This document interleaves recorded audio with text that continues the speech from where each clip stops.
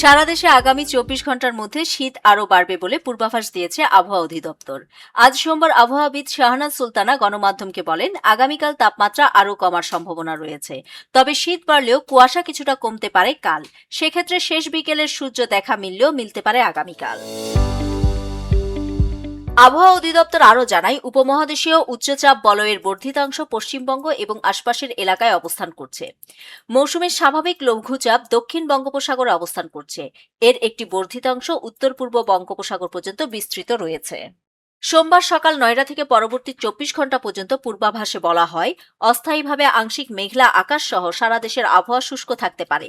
মধ্যরাত থেকে সকাল পর্যন্ত সারা দেশের কোথাও কোথাও মাঝারি থেকে ঘন কুয়াশা পড়তে পারে এবং কোথাও কোথাও দুপুর পর্যন্ত তা অব্যাহত থাকতে পারে। ঘন কুয়াশার কারণে বিমান চলাচল, অভ্যন্তরীণ নৌ পরিবহন এবং সড়ক যোগাযোগ ব্যবস্থা সাময়িকভাবে ব্যাহত হতে পারে। সারা দেশে রাতের তাপমাত্রা সামান্য কমতে পারে এবং দিনের তাপমাত্রা প্রায় অপরিবর্তিত থাকতে পারে। কুয়াশাচ্ছন্ন আবহাওয়ার কারণে দেশের অনেক জায়গায় শীতের অনুভূতি অব্যাহত থাকতে পারে। এদিকে ঢাকা সহ দেশের প্রায় সব অঞ্চলে ঘন কুয়াশার কারণে সোমবার সূর্যের দেখা মেলেনি।